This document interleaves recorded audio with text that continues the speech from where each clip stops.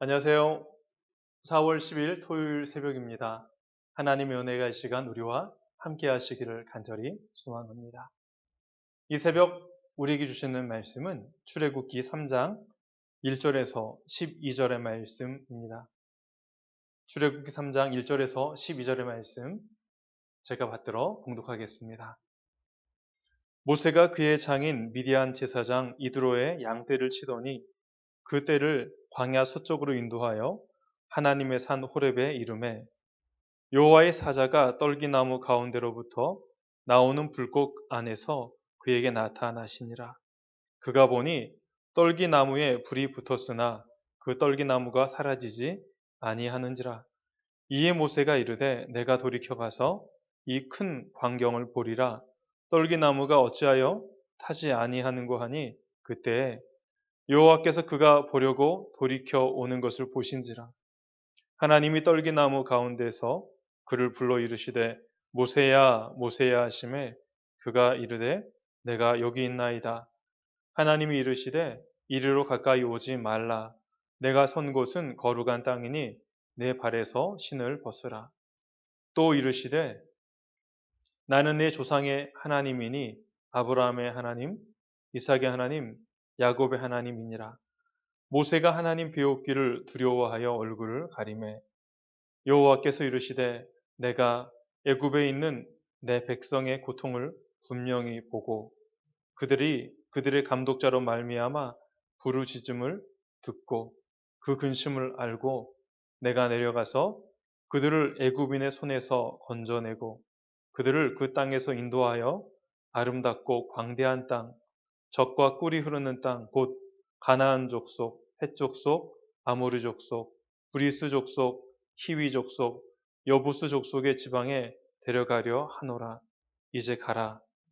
이스라엘 자손의 부르짖음이 내게 달하고 애굽 사람이 그들을 괴롭히는 학대도 내가 보았으니 이제 내가 너를 바로에게 보내어 너에게 내 백성 이스라엘 자손을 애굽에서 인도하여 내게 하리라.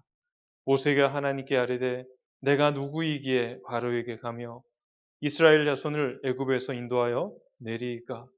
하나님이 이르시되 내가 반드시 너와 함께 있으리라. 내가 그 백성을 애굽에서 인도하여 낸 후에 너희가 이 산에서 하나님을 섬기리니 이곳이 내가 너를 보낸 증거니라. 아멘. 어제 본문에선 모세가 자기 형제들을 학대하는 애굽인을 쳐서 죽이고 바로 왕의 진노를 받아 미디안 땅으로 도망을 하고 미디안의 제사장의 딸 시보라와 결혼을 하며 아이를 낳고 양을 치며 지내게 되었다는 사실을 알게 되었습니다. 오늘 본문은 이렇게 살고 있었던 모세를 부르시는 하나님의 이야기입니다. 흔히 모세의 사명장이라고 하지요. 모세가 그의 장인 미디안 제사장 이드로의 양떼를 치더니 그 떼를 광야 서쪽으로 인도하여 하나님의 산 호렙의 이름에 떨기나무에 불이 붙었지만 사라지지 아니하는 기이한 현상을 목격하게 됩니다.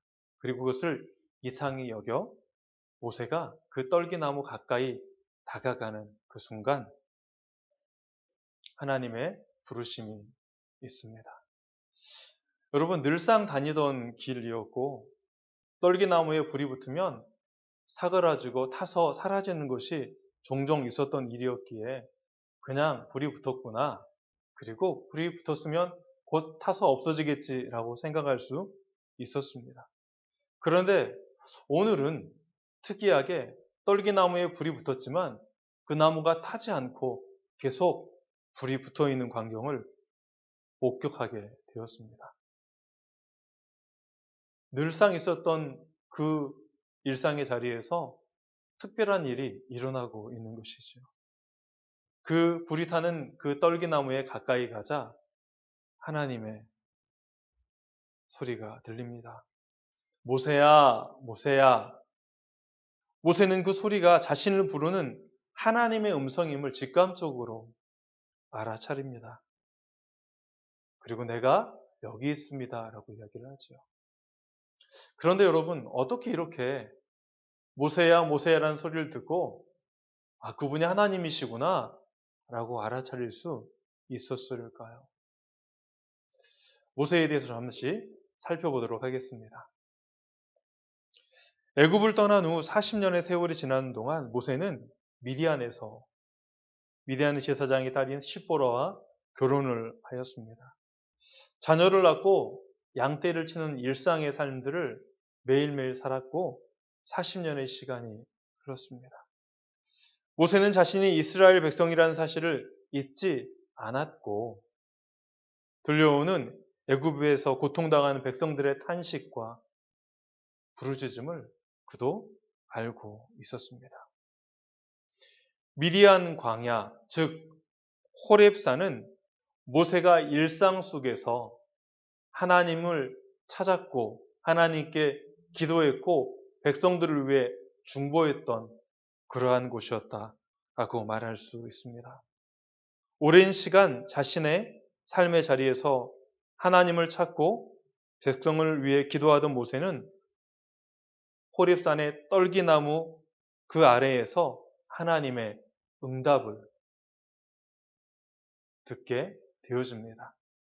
하나님의 응답과 동시에 하나님의 부르심이 그에게 임하였습니다.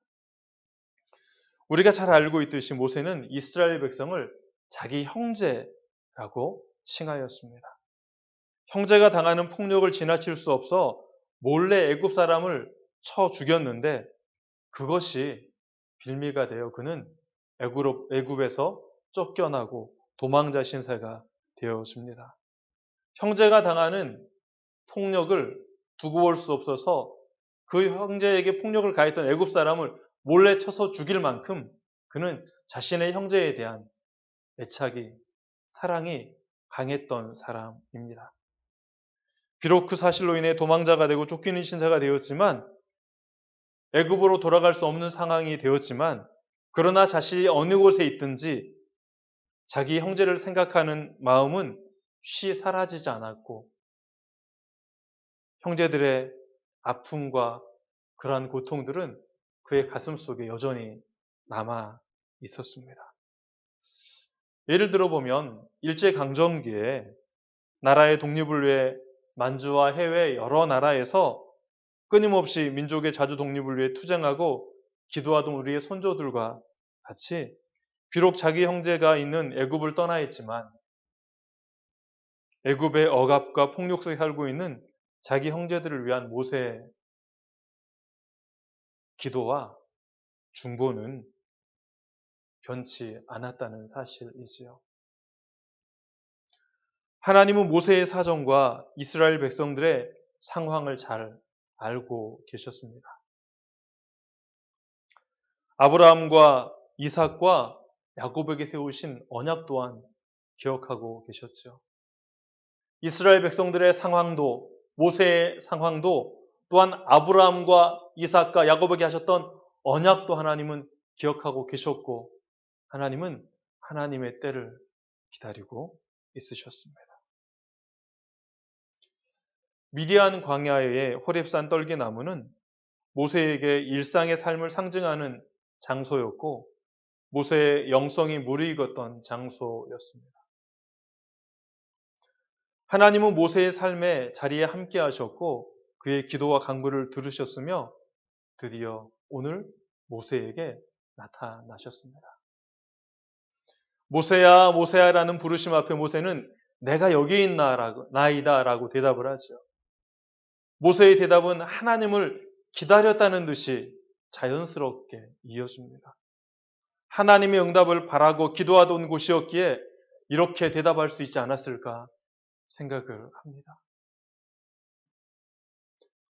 하나님은 우리가 하나님을 찾고 기도하며 부르짖던 곳에서 응답하시는 분이십니다. 우리의 삶의 자리에 언제나 하나님께서는 함께 하시는 분이시지요. 모세에게 하나님의 임재가 임했던 미디안 광야의 호렙산은 그가 가장 오랜 시간 머물며 일상을 살아왔던 곳이었습니다. 미디안 광야의 호렙산과 같은 곳은 우리에게도 존재합니다. 요즘 코로나로 인해서 예배를 가정에서 드리고 직장에 출근하지 않고 자택에서 근무를 하고 학교에 가지 않고 학생들 또한 가정에서 온라인으로 수업을 합니다. 예배도 가정에서, 근무도 가정에서, 수업도 가정에서. 어찌 보면 코로나19는 우리에게 가정에서 머물 수 있는 시간들을 많이 부여했습니다. 가정은 우리가 가장 오래 머무는 곳이 되어졌습니다. 모세에게 미디안 광야가 하나님께 기도하고 하나님을 찾고 하나님의 임재를 경험했던 것처럼 우리가 가장 오래 머무는 그곳이 하나님께 기도하고 하나님을 찾고 하나님의 임재가 임하는 거룩한 곳으로 우리는 만들어 가야 합니다. 하나님의 임재가 임했을 때 미디안 땅, 그곳은 거룩한 땅이 되어졌습니다. 하나님은 이스라엘 백성들의 상황을 말씀하시고 언약을 이루실 것임을 또한 말씀하셨습니다. 8절입니다. 내가 내려가서 그들을 애굽인의 손에서 건져내고 그들을 그 땅에서 인도하여 아름답고 광대한 땅, 젖과 꿀이 흐르는 땅, 곧 가나안 족속, 헷 족속, 아모리 족속, 브리스 족속, 히위 족속, 여부스 족속의 지방에 데려가려 하노라. 8절에서는 하나님이 친히 내려가셔서 그들을 데려오겠다라고 말씀하고 있습니다. 9절과 10절입니다. 이제 가라. 이스라엘 자손의 부르짖음이 내게 달하고 애굽 사람이 그들을 괴롭게 하는 학대도 내가 보았으니 이제 내가 너를 바로에게 보내어 너에게 내 백성 이스라엘 자손을 애굽에서 인도하여 내게 하리라. 하나님은 때를 기다리셨고 이제는 그 때가 되자 모세를 향해 이제 가라 라고 말씀하십니다. 11절에서 모세는 하나님께 아뢰입니다.